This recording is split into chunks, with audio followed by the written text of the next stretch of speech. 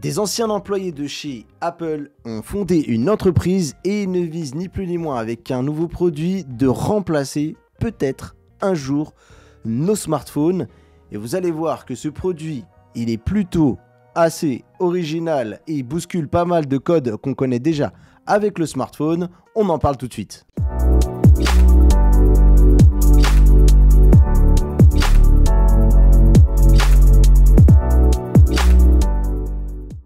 Alors pour vous, j'ai sélectionné cet article du Monde qui est écrit par Alexandre Picard et Nicolas Six que j'entends de temps en temps, il me semble, sur le Rendez-vous Jeu de excellent podcast de Patrick Béja que je peux vous recommander si vous aimez le jeu vidéo. Et en fait, eh bien, ici, on va nous parler de cette nouvelle société qui s'appelle Human ou Humani, je ne sais pas trop comment on le prononce en anglais, dites-le moi en commentaire, comment phonétiquement on prononce tout ça. C'est une entreprise qui est fondée par deux anciens de chez Apple et donc ils ont dévoilé ce petit appareil que vous voyez juste en dessous qui est le AI Pin. Et en fait, eh bien, c'est un appareil, on va dire, qui casse les codes de aujourd'hui l'utilisation que l'on a par exemple avec nos smartphones, puisque eh bien, il est dépourvu d'écran. Et je vais vous dire un petit peu ce qu'il en est. Je vais vous donner les informations. Je vais vous donner un petit peu mon ressenti par rapport à tout ça et je vais attendre aussi les vôtres dans les commentaires avec impatience. C'est vraiment un article où j'attends de voir quelle est votre vision de la chose pour voir eh bien, si ils ont peut-être raison ou pas. Alors depuis ces quartiers généraux de San Francisco, Californie, le jeudi 9 novembre, la start-up américaine Humani a présenté l'AI Pin, un appareil électronique d'un nouveau genre qu'on accroche à la poitrine et qu'on pilote par la voix. On peut par exemple lui demander de résumer les messages reçus, de retrouver une information précise dans sa boîte mail ou de répondre de façon synthétique à une question pratique en allant fouiller Internet. L'AI Pin s'appuie sur les progrès récents de l'intelligence artificielle en passe de franchir un cap aux assistants vocaux. Piloter un appareil à la voix est plus gênant en extérieur que dans le calme d'un foyer. Pour éviter une potentielle cacophonie dans l'espace public avec les réponses de l'AI Pin, on pourra y brancher un casque Bluetooth, mais il faudra lui parler à voix haute puisqu'il s'agit d'un produit Voice First, la commande vocale, voilà, d'abord, comme le déclare l'entreprise aux médias spécialisés TechCrunch. Alors déjà, première chose que j'ai envie de réagir par rapport à ce petit paragraphe, alors oui, on va peut-être éviter la cacophonie avec les réponses de l'IA, mais si on en est tous aujourd'hui eh bien, à parler à cet appareil, on va quand même faire une sorte de cacophonie dans les requêtes qu'on risque de lui envoyer. Moi, je trouve qu'il y a déjà typiquement un problème là-dessus. Là où, par exemple, quand vous êtes eh bien, dans un lieu public et vous êtes avec votre smartphone, généralement, si vous regardez du contenu, vous lisez du contenu, eh bien, vous êtes plutôt en mode, vous faites ça dans votre tête et il n'y a pas besoin. Donc déjà, pour moi, j'y vois une première difficulté si, imaginons, dans un train bondé, tout le monde se met à parler à son IA. On nous parle aussi également eh bien, de projection sur la main. Certaines fonctions simples pourront toutefois être pilotées plus discrètement grâce à un mini projecteur laser capable d'afficher des informations sur la paume de la main. Il doit permettre de piloter sa musique, d'afficher la météo ou de lire un message. La projection assez étroite et monochrome n'offre toutefois a priori ni le même plaisir ni la même densité d'informations que l'écran d'un mobile. L'AI Pin ne peut d'ailleurs pas afficher les applications classiques de nos smartphones. D'après les démonstrations faites par l'entreprise, on peut piloter en orientant la main vers le bas, le haut, la droite et la gauche. Puis en esquissant des commandes gestuelles, l'AI Pin détecte grâce à un capteur de profondeur. Alors encore une fois, moi je m'arrête ici. Effectivement, la paume de la main, c'est pas vraiment dans le sens de la direction que vont en ce moment nos smartphones qui eux offrent des surfaces d'affichage toujours de plus en plus grandes. On en est aujourd'hui à carrément avoir des smartphones qui se plient pour nous afficher des informations.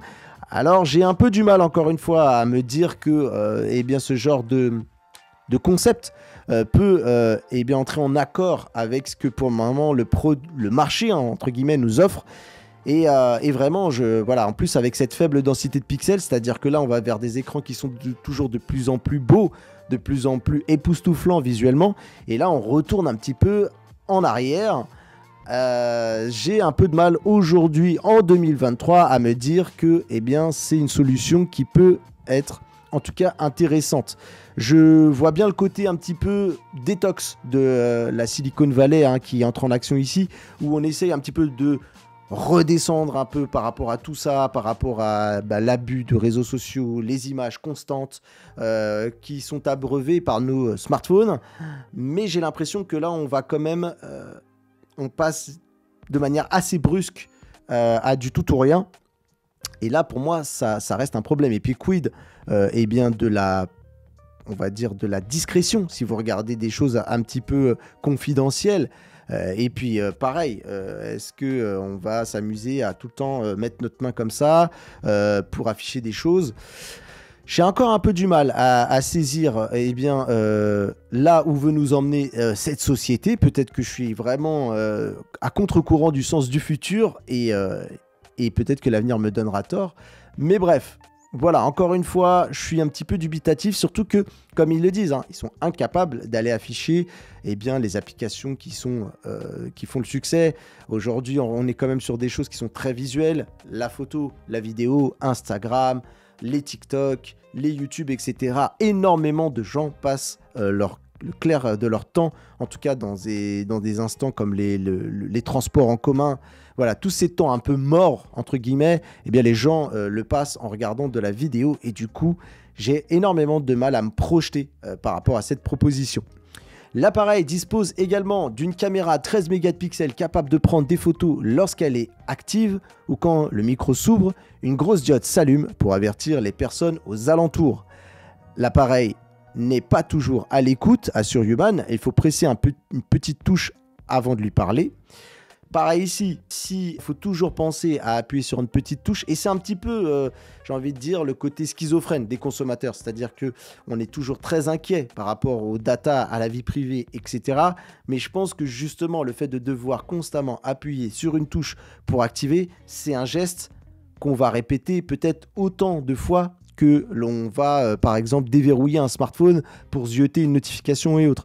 Et là, encore une fois, je pense qu'il n'y a pas de bonne solution. Je ne dis pas que, justement, je trouve que le fait qu'ils aient pensé à mettre ce genre de fonctionnalité pour ne pas donner l'impression qu'on est sans arrêt écouté et ne pas partir un petit peu dans le côté, théorie du complot et même au-delà, même de légitime, du fait que les gens ont parfois eu des mauvaises surprises avec les assistants vocaux. Je retire un peu ce que je dis par rapport aux théories du complot parce que certains GAFAM ont été pris la main dans le sac en train d'éplucher nos données. Très clairement, je pense qu'il va y avoir aussi un souci d'utilisation. À la limite, il faudrait peut-être mieux avoir encore une fois des mots magiques, un peu comme on le fait pour déclencher nos assistants. Je suis un peu dubitatif. Sa caméra est capable d'analyser les images pour traquer, par exemple, notre consommation de calories avec une efficacité qui reste à prouver. J'ai oublié de revenir sur la partie aussi caméra 13 mégapixels. Est-ce que vous vous imaginez, vous, prendre une photo et ne pas pouvoir voir le résultat immédiatement? Et surtout, ça n'a pas l'air d'être un affichage très sophistiqué. Je vois mal le fait qu'on puisse regarder une petite photo sur le creux de notre main, quoique ça reste possible. Mais là, en l'état actuel de cette proposition de l'AI Pin, d'après ce que je comprends, la richesse des images qu'il peut afficher est assez sommaire. Donc, je m'interroge. Après, effectivement, si on peut afficher sa petite photo sur la paume de sa main, why not? Mais on n'est pas sur un écran plat, avec un revêtement vert, quelque chose qui rendra peut-être honneur à nos clichés. Pareil, si on veut zoomer dans l'image, comment ça va se passer, etc. Il y a tout un tas de questions qui me vient comme ça en tête. L'AI Pin doit être commercialisé au début de l'année 2024 au tarif de 700 $, environ 655 €. Rien que là, déjà, je tique. Mais attendez, c'est pas tout.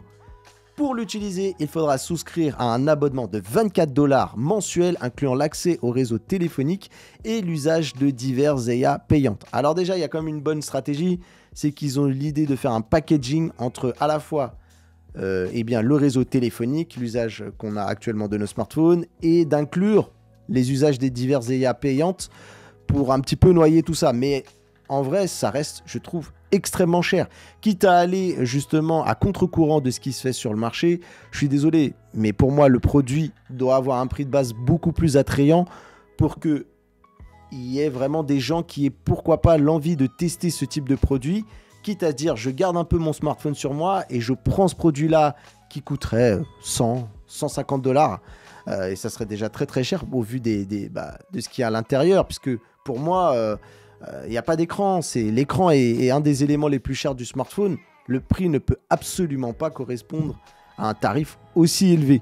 Mais enfin bref, en tout cas, pour essayer tout du moins de prendre ce type d'appareil en complément d'un smartphone et voir comme ça si on arrive à aller peut-être vers plus de sobriété en termes de consommation de contenu, je trouve que le prix est très très cher. En plus de ça, il va falloir y ajouter la taxe entre guillemets, l'abonnement IA pour pouvoir utiliser tous ces services. Alors, ils ont au moins... on va dire, ils gardent un peu la tête froide quand même chez Human et ils espèrent au moins en vendre 100 000 exemplaires, ce qui, selon moi, est quelque chose de totalement envisageable, même si ça reste quand même dans la fourchette haute de l'optimisme, selon moi. Donc, ils ont annoncé à TechCrunch que pour le moment, ils sont vraiment dans cette optique d'aller toucher un petit échantillon d'early adopters, les consommateurs les plus prompts à acheter de nouveaux produits. Et là, moi, je me pense encore une fois que c'est typiquement le genre de produit qui va parler aux personnes un petit peu fantasques ou qui sont un petit peu dans envie d'un retour à la sobriété. Et encore, hein, certains pourraient acheter ce qu'on appelle en anglais un dumb phone, hein, c'est-à-dire un téléphone à l'ancienne, sans accès à Internet. Vous savez, hein, vous reprenez un vieux 3310, 8210 pour ceux qui s'en souviennent. Vous prenez ces vieux téléphones-là et à la limite, ça fait déjà le taf. Vous faites déjà une bonne partie du travail de sobriété, on va dire, tech. Donc, je vois bien un petit peu des gens qui sont vraiment à la fois en marge de la société du point de vue tech pour partir sur ce genre de produit. 100 000 sur le territoire américain me semble pas déconnant, ça me semble pas impossible. Mais encore une fois, je pense même aux personnes qui travaillent. Qu'est-ce que vous faites ? Eh bien, de ne plus avoir accès comme ça visuellement très rapidement à votre flot de mails.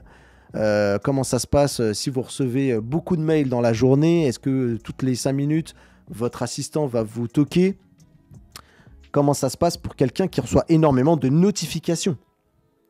J'ai vraiment du mal à comprendre aussi comment ce cas n'a pas été évoqué, comment on va pouvoir filtrer, etc. Bon, quand on est comme nous, des monsieur ou madame tout le monde, et qu'on n'a pas vraiment énormément de notifications, c'est gérable. Mais pour des personnes qui sont peut-être même dans le monde du travail, dans le monde professionnel, et qui reçoivent peut-être énormément d'échanges par jour, que ce soit par mail, par SMS, etc., Quid de tout ça ? Dans un premier temps, l'entreprise ne s'attend pas à ce que AIPin remplace totalement nos smartphones, comme elle le concède au magazine américain Wired, mais son objectif revendiqué reste de nous rendre moins dépendants de nos écrans. Et en soi, je trouve que la proposition peut être louable. Même moi, je me rends compte que même en faisant un petit peu attention, j'ai quand même tendance à m'agripper à mon écran.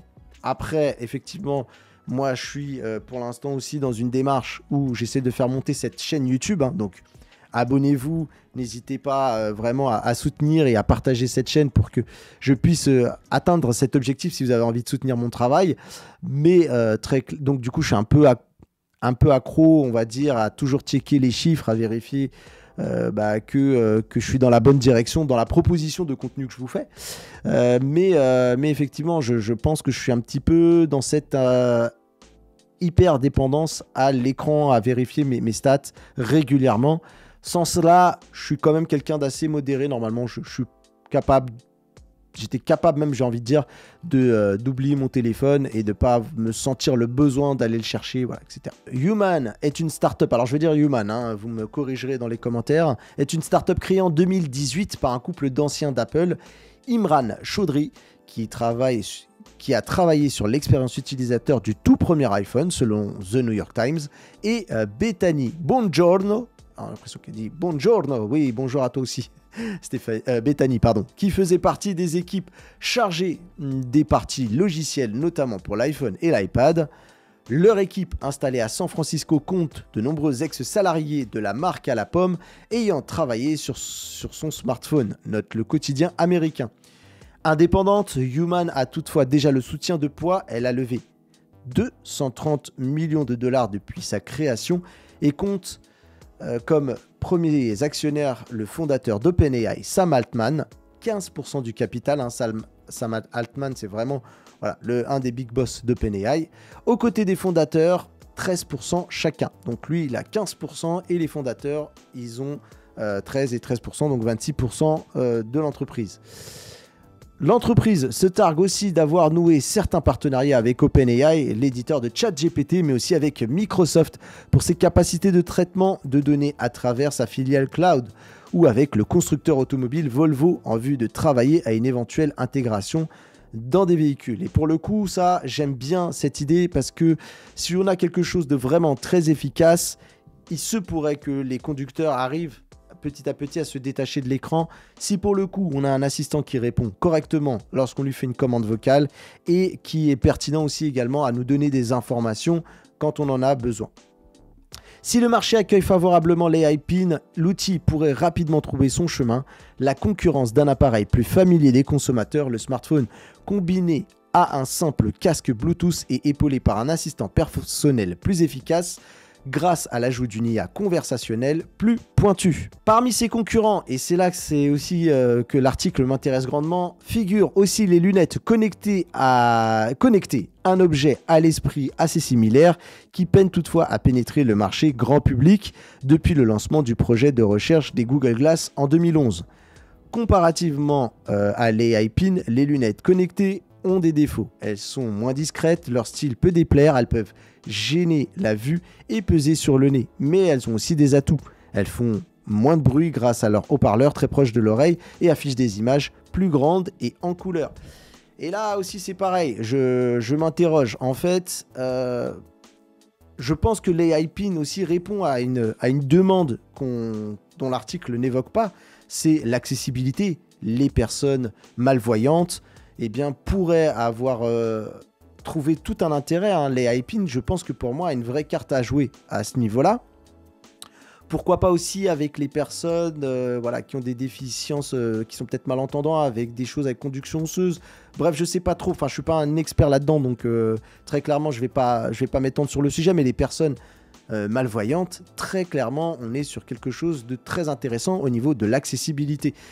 Par contre, je pense que pour moi, les lunettes vont plus ou moins vers la demande en fait du marché actuel, c'est-à-dire que avoir deux plus grands écrans, pouvoir s'immerger dans le contenu que l'on regarde, dans notre TikTok, dans notre Instagram, dans notre YouTube aussi, parce que moi, l'AI Pin va vraiment pas dans le sens de mon travail. En tout cas, moi j'essaie de vous vendre des vidéos. Si pour le coup, même si on peut très bien écouter cette vidéo également en audio, si pour le coup il n'y a pas la vidéo, c'est un peu dommage parce qu'il y a quand même d'autres vidéos sur cette chaîne qui misent beaucoup sur le visuel et sur les images.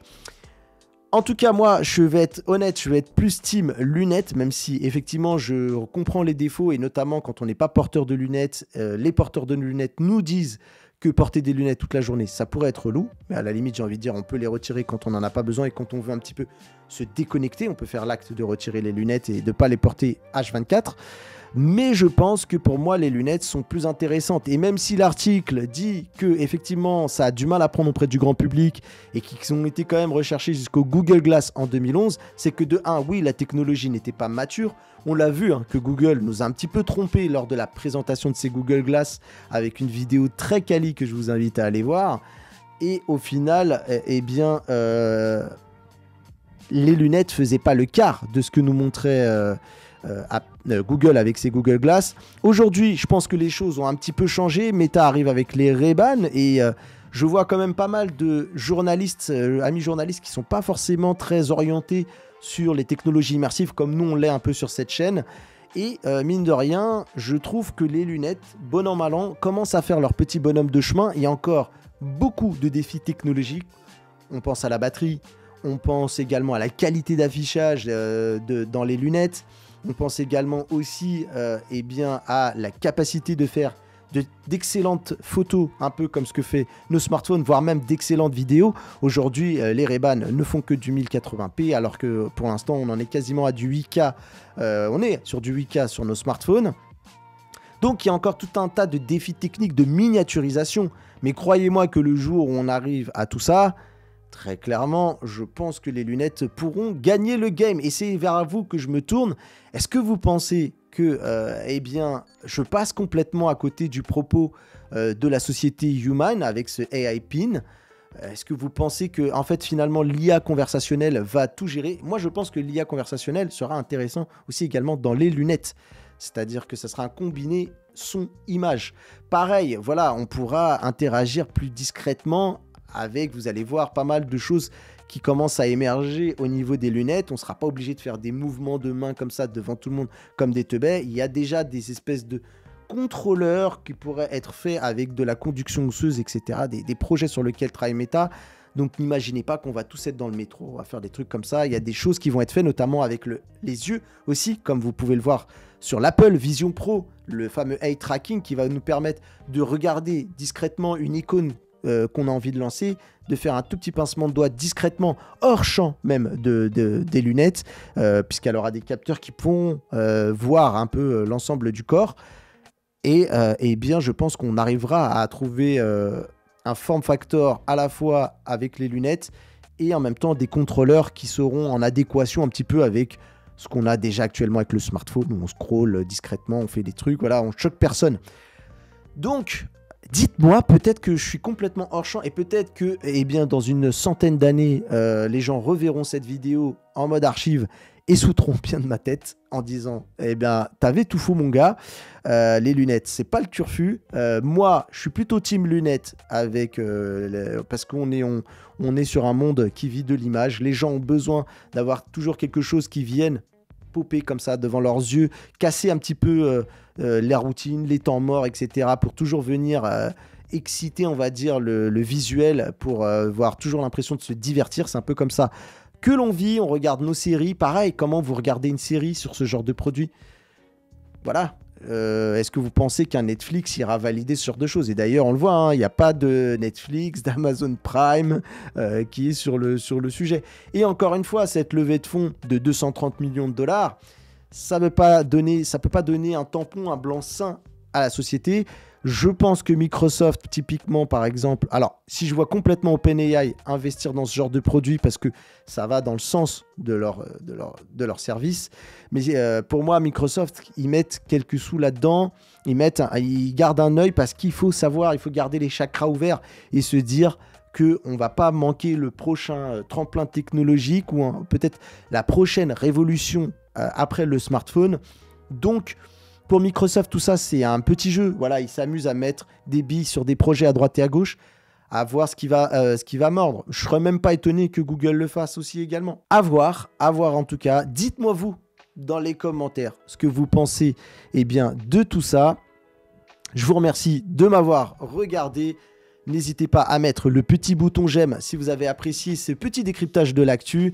N'hésitez pas aussi également à mettre un commentaire pour aussi aider cette vidéo et à phagocyter, on va dire, l'algorithme de YouTube pour faire découvrir la chaîne à un plus grand nombre de personnes. Si vous aimez mon travail, il y a pas mal de choses pour m'aider. Il y a le bouton merci en bas si vous voulez faire un petit tips par rapport à ce que je vous propose. Si vous aimez vraiment beaucoup le travail dans l'ensemble de la chaîne, sachez qu'on a un Patriote, une page Patreon pour pouvoir soutenir cette chaîne et pouvoir la faire perdurer dans le temps. C'est très important. J'essaye de vivre de tout ça et pour pouvoir continuer à vous faire un tas de contenu, il faut que je puisse pouvoir payer mes factures, sinon ça marche pas. En tout cas, merci beaucoup. On a aussi également l'association Les Lutins du Phénix qui viennent en aide aux enfants hospitalisés. En tout cas, je vous remercie beaucoup. N'hésitez pas à nous rejoindre sur les différents réseaux sociaux qui vont apparaître sur l'écran de fin. N'hésitez pas aussi également à nous rejoindre sur Discord. Il y a une invitation en bas dans la description. Je vous dis à très vite pour une prochaine vidéo. C'était Mathieu pour rester connecté. Bye bye tout le monde.